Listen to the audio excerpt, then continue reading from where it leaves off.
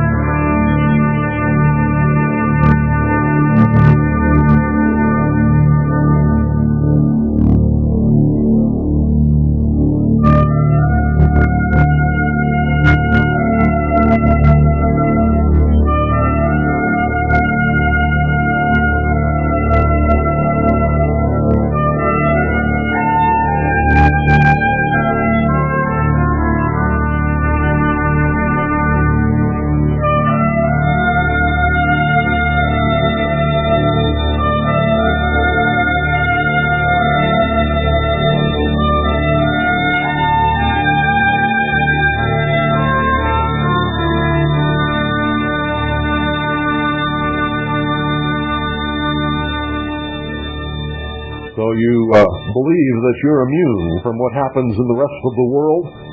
Think again, ladies and gentlemen, and you had better think really, really hard, because it's not true. You are susceptible, and there is a terrible hurt coming. Terrible hurt coming. For those of you who have not been paying attention, in May, ladies and gentlemen, of 1997, I predicted that the New York Stock Exchange would fall over 500 points on October the 24th, 1997, and that it would be the beginning of a worldwide economic collapse beginning in Asia and spreading to third world nations in the Western Hemisphere, and that it would take about a year to spread to the United States and Europe and hit the New York Stock Exchange really hard. I was right to the date in everything that I said. It all came true, right on schedule, unfortunately.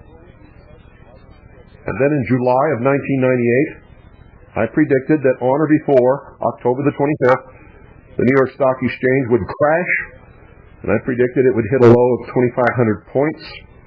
Not 2,500 points on the Dow, but would drop 2,500 points. It actually dropped 1,900 points. It did crash. And the reason it did not sink to the 2,500 that I had predicted was because the American press did not tell the American people the truth about what was happening in the rest of the world.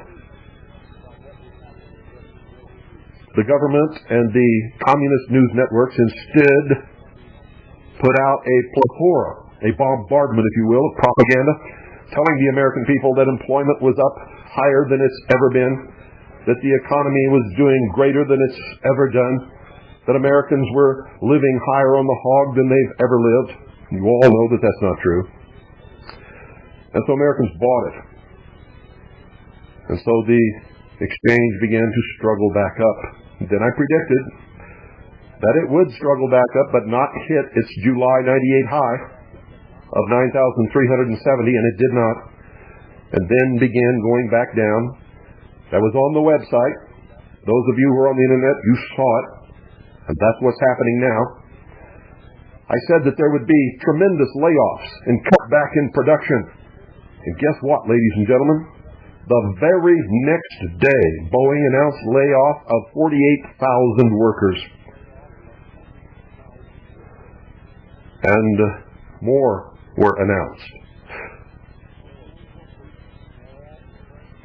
Today, a major manufacturer of telephone equipment announced they are laying off 10,000 workers. Why is this happening? Just recently, ladies and gentlemen, Japan finally admitted that they are in the depths of a recession. A recession. Japanese banks are failing. Japanese corporations are failing. Japanese executives are committing suicide. Japan's economy has sunk deeper into recession just in this last quarter, shrinking at what they say is an annual rate of 2.6% in the latest quarter, to make 4 consecutive quarters of contraction, something they had never admitted. Now, Japan is the strongest economy in Asia. And this sign of weakness from Tokyo means other struggling Asian nations are going to have to wait even longer for Japan, the strongest economy in the region, to help pull its neighbors out of an economic slump. And I'm going to tell you it's not going to happen.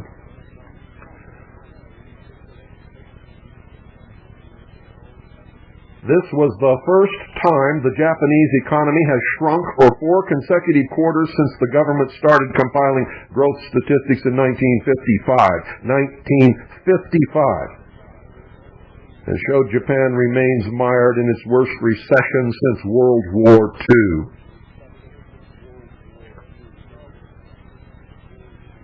Now, you better listen to me carefully tonight.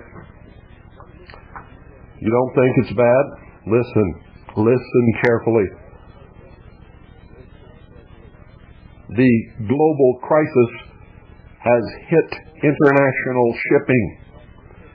Ship owners are being forced out of business by the worldwide economic crises, and they are abandoning their vessels and leaving their penniless, starving crews to fend for themselves thousands of miles from home. Decreased trade worldwide, spawned by the economic turmoil in Asia, has created a glut of ships. This glut is proving fatal to some small companies that send their vessels from port to port, depending upon cargo needs rather than sailing fixed routes. And so wherever the ship is, when they run out of money, that's where the ship stays. Crews are dismissed in foreign ports without pay, having to somehow make their way home on their own.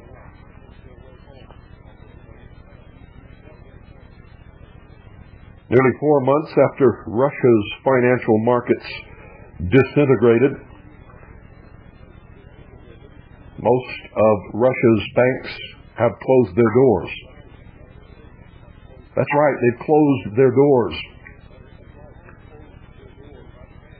The foreign companies who do business in Russia don't have any accounts in Russia's banks because they've already lost enough money. They've learned their lesson. And so to get money to do business, they have to fly executives to Europe to withdraw tens of thousands of dollars in cash. And then they hand carry the money back to Russia in their briefcases, and you can imagine what kind of a problem that is causing. It has to be repeated over and over again.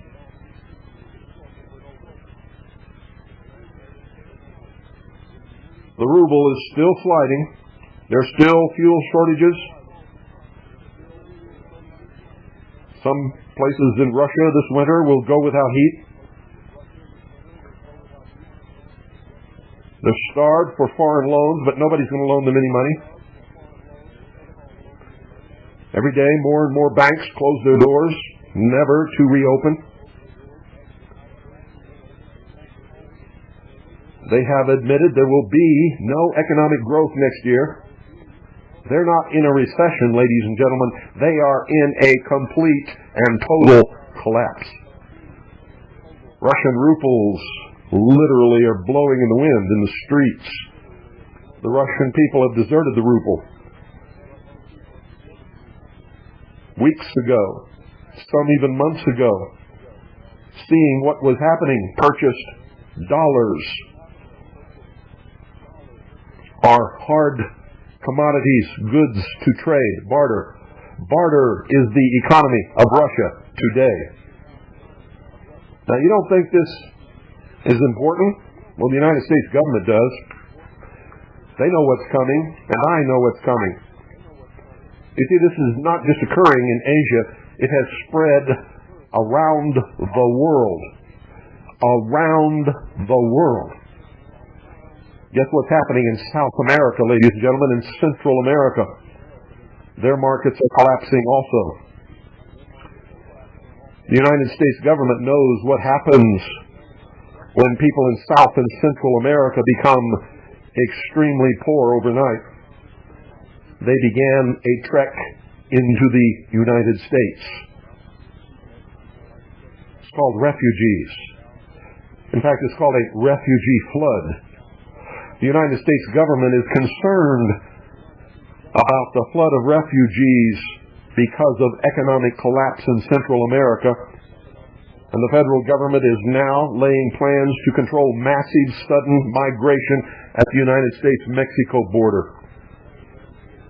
The Immigration and Naturalization Service has drafted plans that call for, in part, rapid construction of 10 centers to absorb the flow of refugees in the event of a natural catastrophe, they call it, south of the border. But the plan specifically names economic collapse. Specifically names economic collapse. Each center would be designed to accommodate up to 5,000 undocumented immigrants.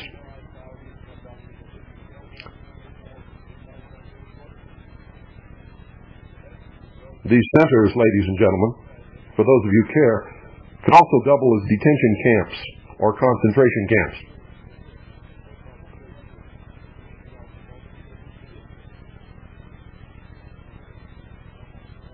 The INS is now searching out the best sites along the border for locating these centers.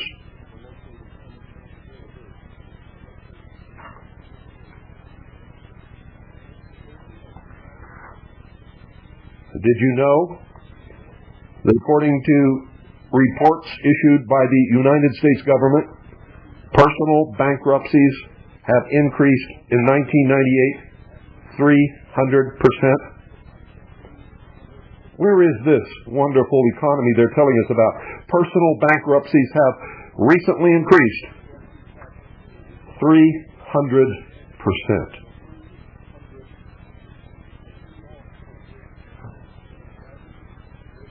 across America in the Christmas season, the worst time of the year. People are being laid off all across America.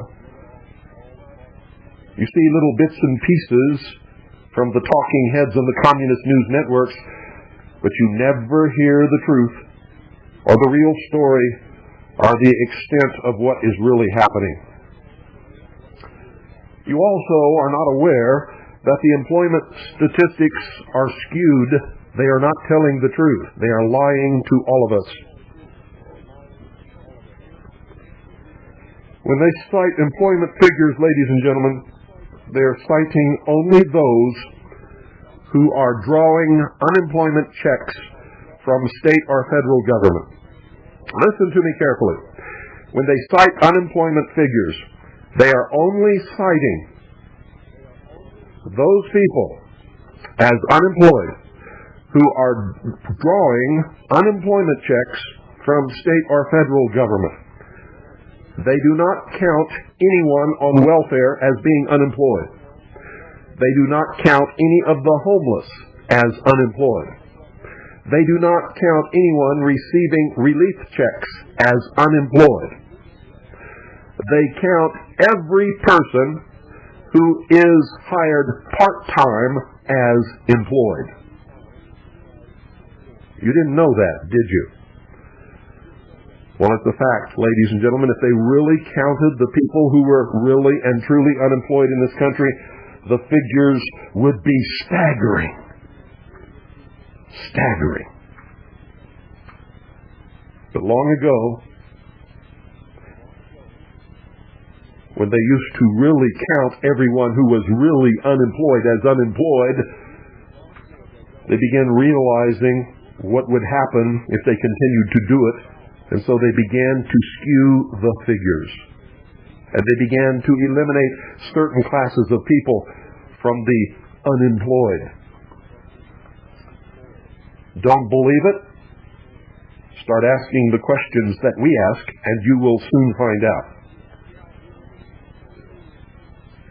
A lot of those that they count as employed are not employed full-time.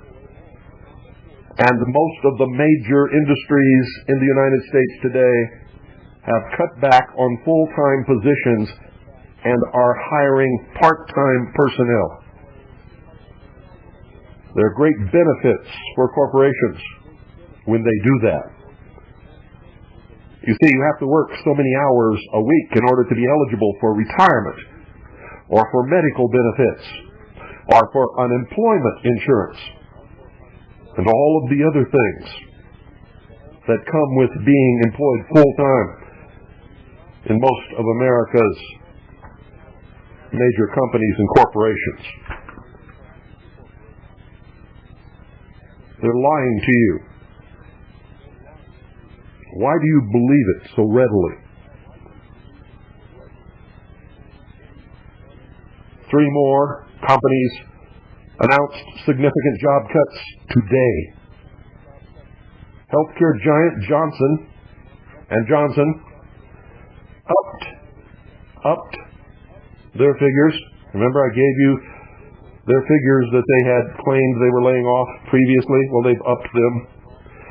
Johnson & Johnson, Alliant Food Service, and Weirton Steel Corporation all announced labor cuts today, bringing the weekly tally of new job cut announcements by U.S. companies to 36,000. Cutting 36,000 jobs. You all know about Boeing, cut 48,000 jobs. 48,000 jobs will be eliminated by Boeing. Exxon and Mobil are going to eliminate another 9,000 jobs. Right before Christmas, many of these people will be laid off. Many of them have already been laid off.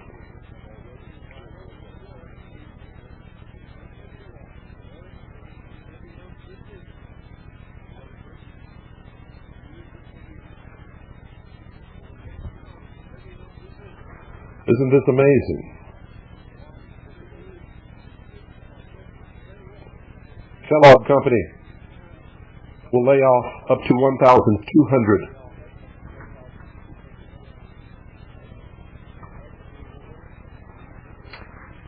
Now listen to this, ladies and gentlemen. Listen very closely.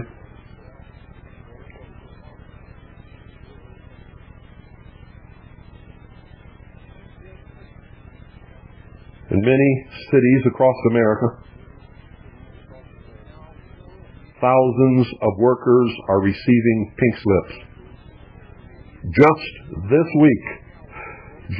week, more than 64,000 people have been told they will lose their jobs because their companies have decided to cut costs in the interest of restructuring, fostering growth, or increasing shareholder value.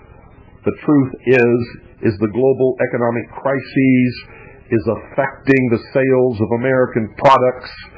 People who cannot make a nickel in other countries can't buy American products. Our trade deficit now is higher than it's ever been in history, and it's rising rapidly. The price of third world and Asian products are plummeting, and this country is being flooded with cheap goods. Goods that used to cost a lot of money are really inexpensive now. You'll be seeing that reflected in the stores pretty soon.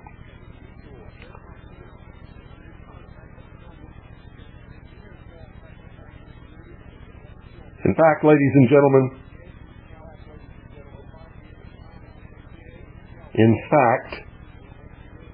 1998 is the worst year of the decade for job cuts,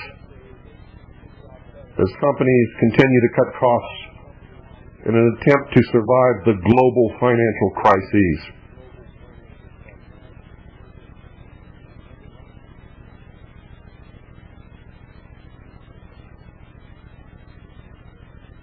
Listen to this very carefully.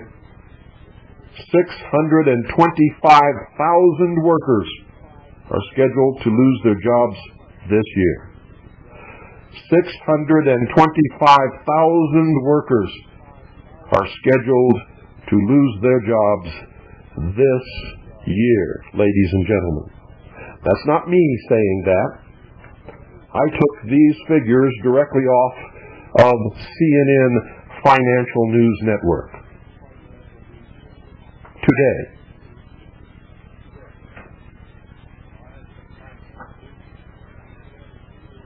According to Reuters News Service, U.S. manufacturing growth, already affected by the global economic crises, will plunge further next year.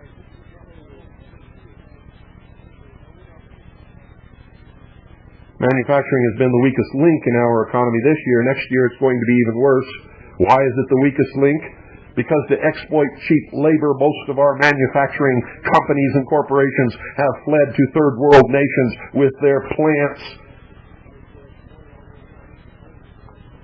And most of those American workers have already had to switch to service sector jobs, the lowest paying jobs in America.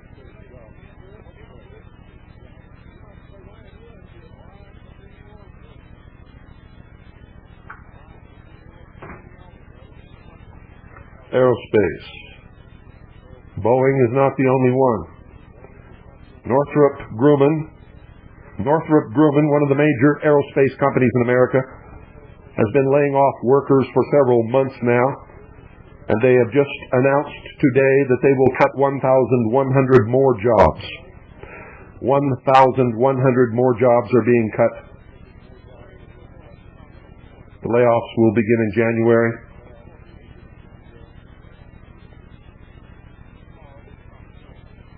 Now listen to this carefully.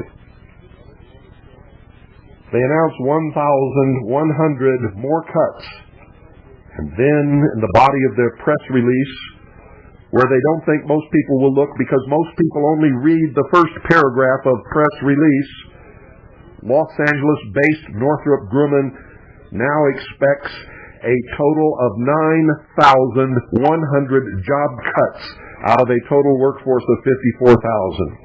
through layoffs and attrition.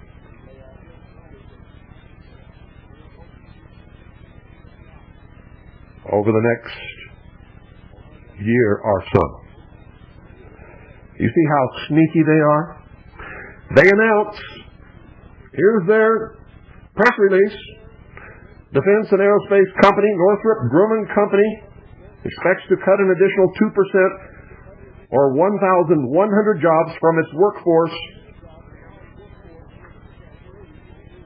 Remember I told you Boeing would affect other companies? Listen to the excuse they give. Because of a production downturn at Boeing Company, a Northrop Grumman spokesman said Tuesday. And then, later, down inside the press release, here's what it says. Los Angeles-based Northrop Grumman now expects a total of 9,100 job cuts. That's on top of what they've already been laying off, that they don't talk about. Healthcare giant Johnson & Johnson Thursday joined the growing ranks of United States-based companies that are slashing their workforces as it launched a restructuring plan that calls for the elimination of a net 4,100 jobs and an $800 million fourth quarter charge.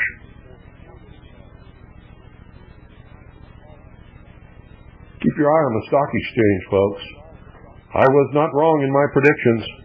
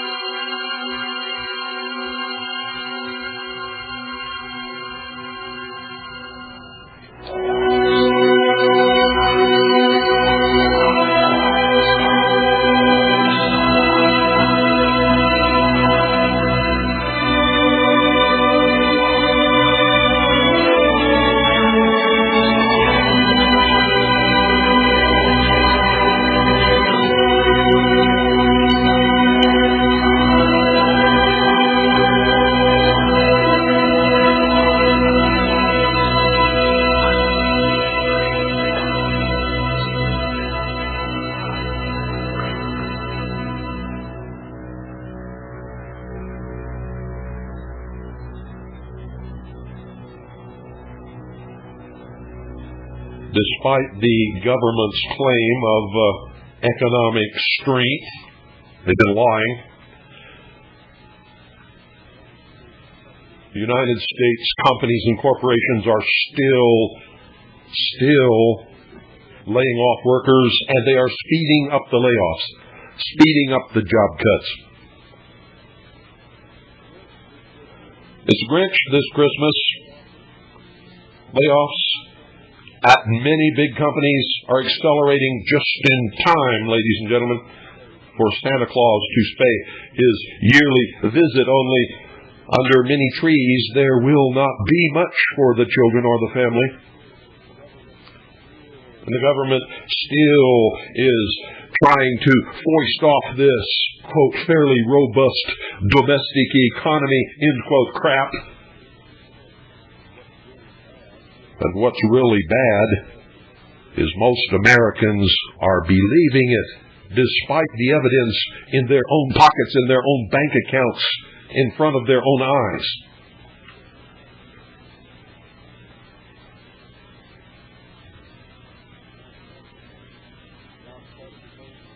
Job cuts in 1998 will beat 1993, the first worst year of the decade. Job cuts in 1998. Notice, folks, I'm not talking about next year, and there are only a few days left in this year, 1998.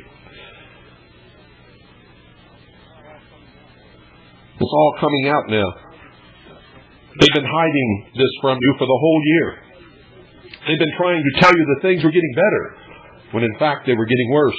Job cuts in 1998 are looking to beat 1993, the worst year of the decade, and they are beating 1993. According to Challenger Gray and Christmas, a firm that helps downsized workers find new jobs, job cuts will reach 625,000 by the end of this year, 1998. You see, William Jefferson Clinton doesn't just lie about sex, and he doesn't just lie to federal grand juries, and he doesn't just lie under oath and depositions.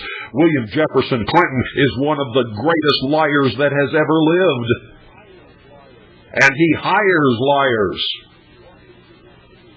Washington, D.C. is populated with the worst, most chronic liars that have ever existed in one place in this country in its history.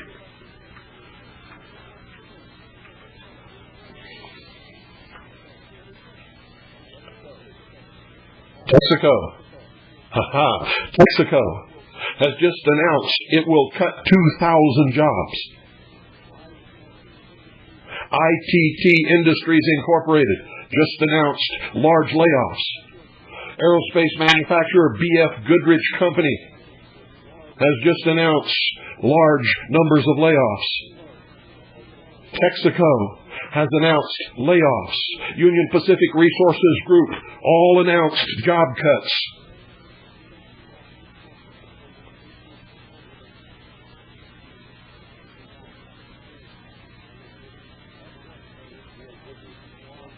BF Goodrich is going to close 2 assembly plants. One in Arkansas. I guess both in Arkansas. No, one in Arkansas and one in Maryland. If you work at a BF Goodrich plant in Arkansas or Maryland, you're out of a job. They're going to close both of those plants.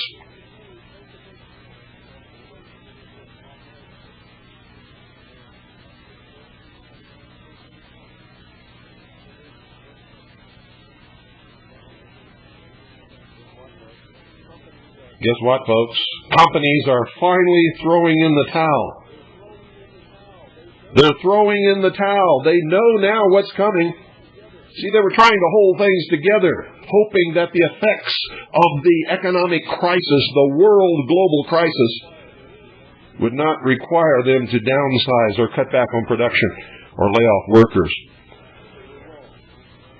But they were wrong. And once again, I was right.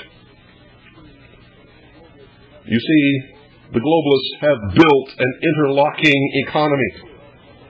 No longer can we sit comfortably in America. If there is a crisis in Brazil, it will affect us.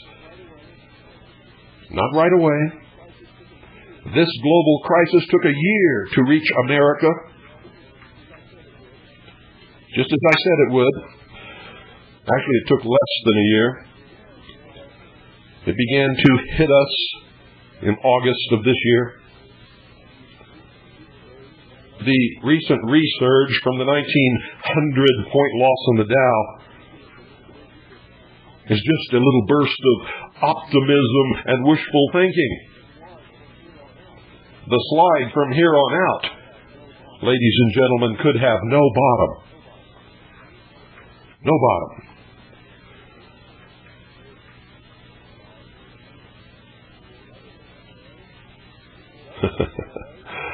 The government says employment is staying low.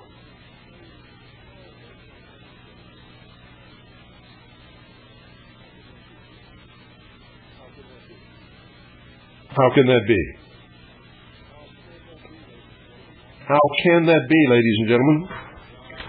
Because they lie about the unemployment statistics. That's how. Many of you are worried about Y2K. Listen to me very carefully. Listen to me very carefully. Y2K is not a problem. Y2K can be fixed. Most of the computers in America have already been fixed. The ones that have not been fixed are in the process of being fixed, and they have a year to do it.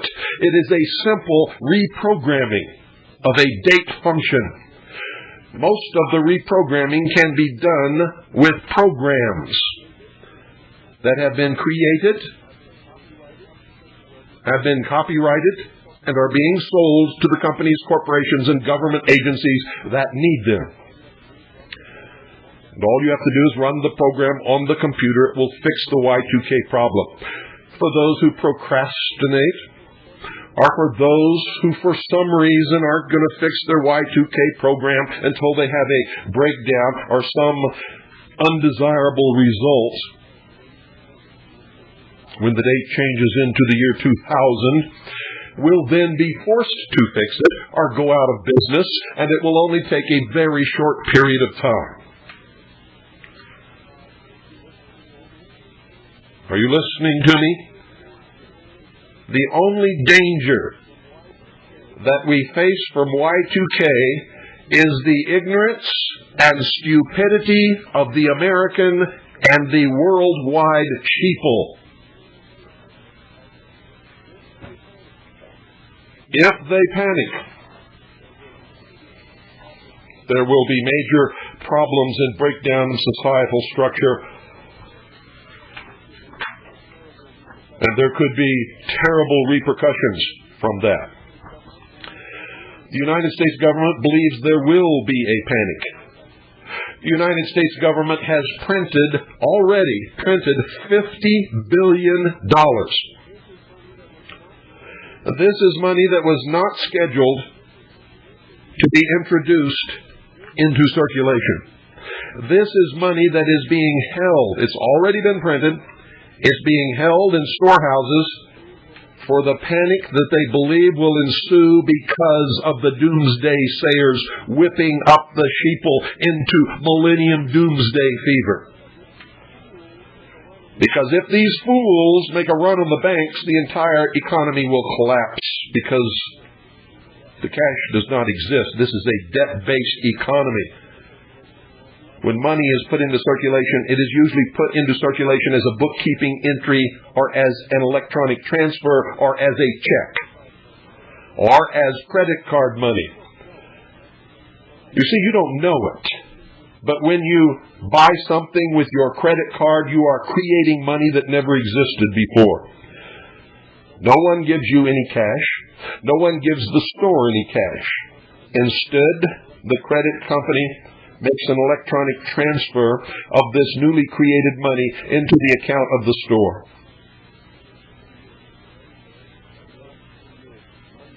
And then through your labor, you must create wealth to pay that back. But you also pay back interest that was never created when you made the transaction. And this is happening every day all across the country. If there's a run on the banks will collapse, the economy will collapse, society will collapse, martial law will ensue, all because of stupidity. All because the sheeple were drummed up into a hysteria over Y2K.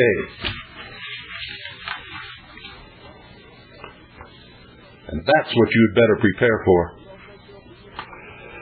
You don't think there'll be any panic over Y2K? Well, they're going to create it. This whole thing was a creation of government to begin with. But next fall, right at the end of the year, when everybody will be at their maximum millennium fever, Y2K hysteria,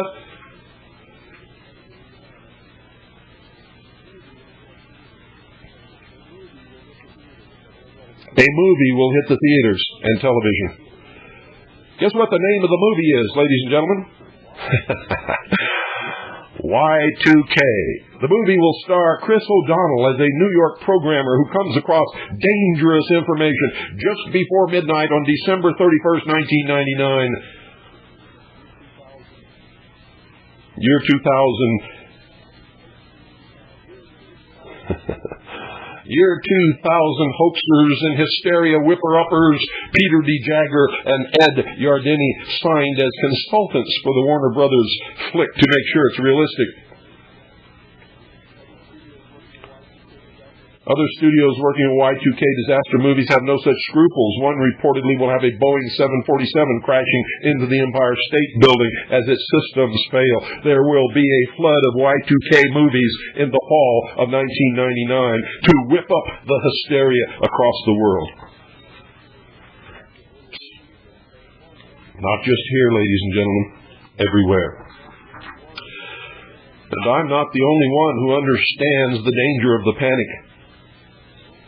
Reuters, London. Even if the Millennium Bomb does not explode in the world's computers just over a year from now, 1999 is likely to see rising panic as people take precautions against computer failure triggered by the year 2000. Experts say the most vulnerable countries include Japan, France, Russia, and Brazil, and the most vulnerable sectors are utilities, especially power generation. Next year, we will see periods of calm broken by occasional news stories predicting computer systems failures. I can guarantee you're going to see those stories.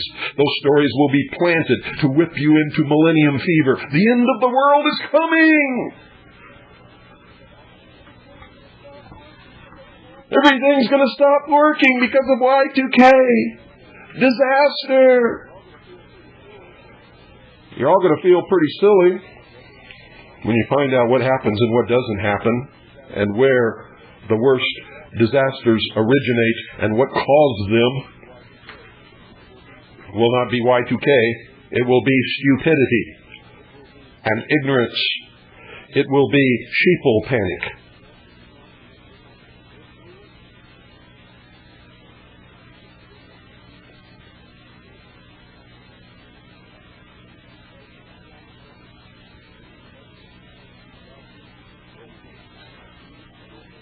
What do you think is going to happen? What do you think is going to happen, ladies and gentlemen?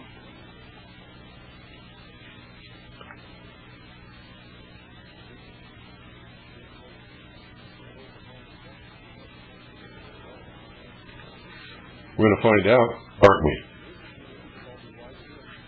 Well, listen to me, because I'll be right again. The only thing we have to fear is fear itself. Franklin Delano Roosevelt said that, and it's just as true today as it was when he said it. He was a socialist. I don't like his politics. I don't like what he did with this country, but in that instance, he told the truth.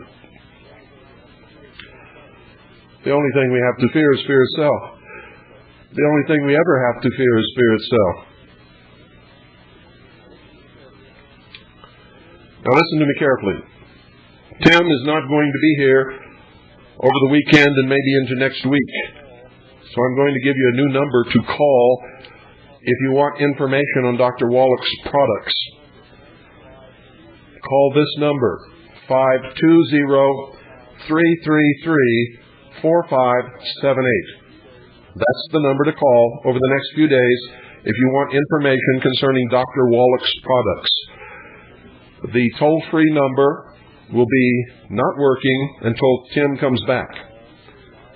So you will have to call 520-333-4578 if you want information on Dr. Wallach's products. Also, ladies and gentlemen, beginning on Monday, the hour of the time will go back to a 2-hour format. A 2-hour format. Beginning Monday, the hour of the time can be heard on WBCQ from 8 until 10 p.m. Eastern, 7 until 9 p.m. Central, 6 until 8 p.m. Mountain, 5 until 7 p.m. Pacific. One more time. 8 p.m. to 10 p.m. Eastern, 7 p.m. to 9 p.m. Central, 6 p.m. to 8 p.m. Mountain, and 5 p.m. to 7 p.m. Pacific. That's the hour of the time, our new time slot. And boy, are we going to be giving you a lot of information. You're going to have to support this broadcast. And if you can't support this broadcast, I'm going to have to ask you to go listen to somebody else. And I mean it. Also, I have a little bone to pick with some of you who have called and asked for information about Dr. Wallach.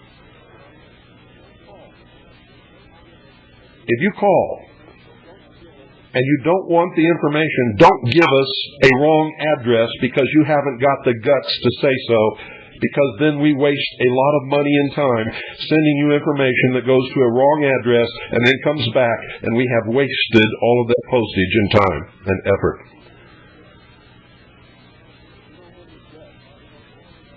If you don't have any guts, and if you're not an honest person, this is not the broadcast for you to be listening to, and I certainly don't want to have any dealings with you if you fit into that category. Fortunately, most of this listening audience are some of the best people that have ever been created by God on this earth. But there's always those of you who, for some reason, don't belong here. Shouldn't be listening to this broadcast, but there you are anyway. Gutless, ignorant, apathetic sheeple. Couch potatoes who never do anything. Wasting our time.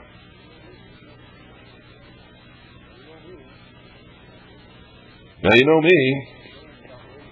I don't give a damn about ratings, ladies and gentlemen. I care about saving this country. I care about talking to people who can listen, who can learn, who can question, who can make a difference. The rest of you, I wouldn't give a nickel for. Because you are the people who cause the destruction in the world. You are the people who, because you do nothing, evil prevails. Because you are cowards and wimps and stupid, ignorant, apathetic.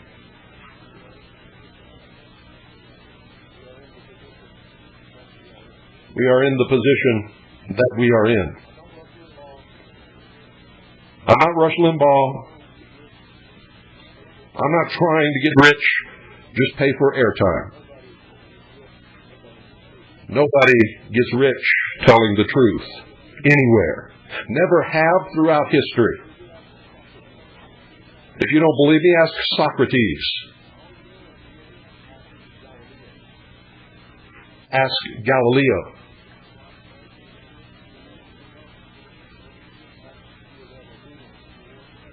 Ask Giordano Bruno. Ask Senator Joseph McCarthy.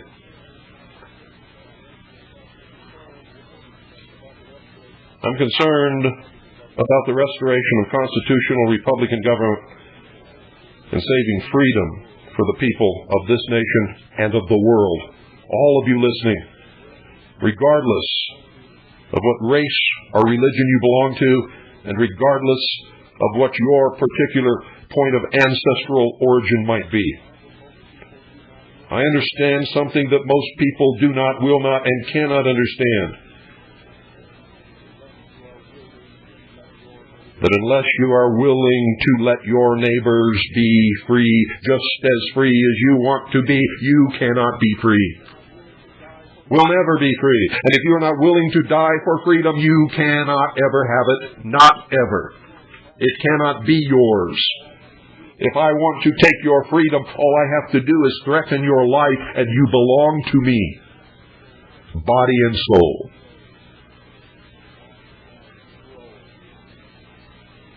A hero only dies one time. A coward dies over and over and over and over and over and over again. And if you know God and understand the laws of the universe that God has made, you have nothing to fear from death.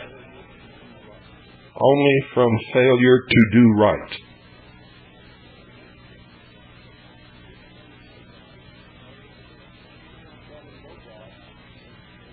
And if you tell me you know God, but you're afraid to die, you are a liar.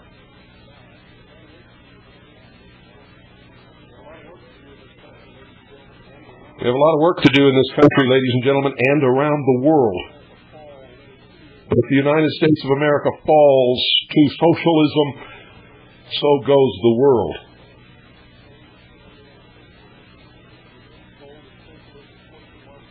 The end goal of socialism, according to Marx and Lenin, is communism. It is the enslavement of the human race. Wake up. Good night, and God bless each and every single one of you.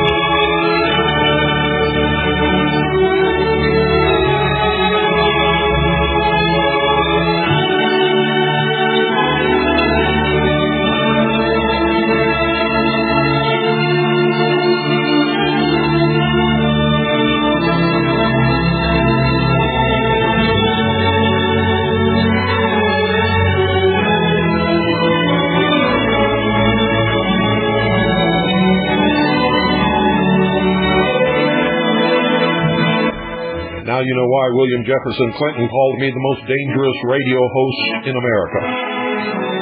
It's true. His lies cannot stand up before my truth. And that's what makes me dangerous. Don't let him get away with this. Call your congressmen, call your senators, demand that they impeach this lowlife, lying, scum-sucking, woman-manipulating worm.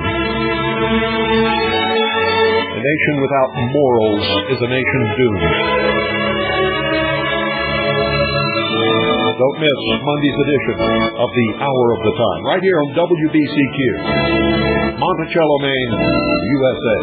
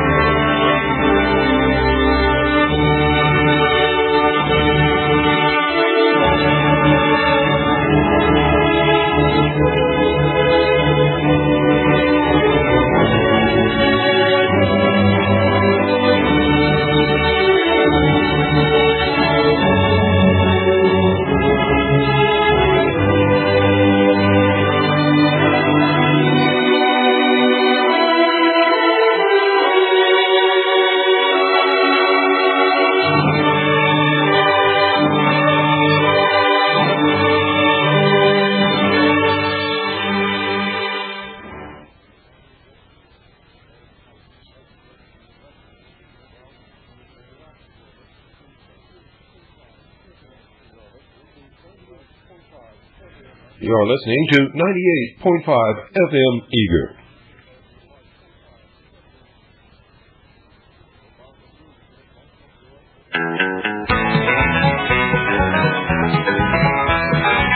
Well, don't talk to me about Wall Street Journal.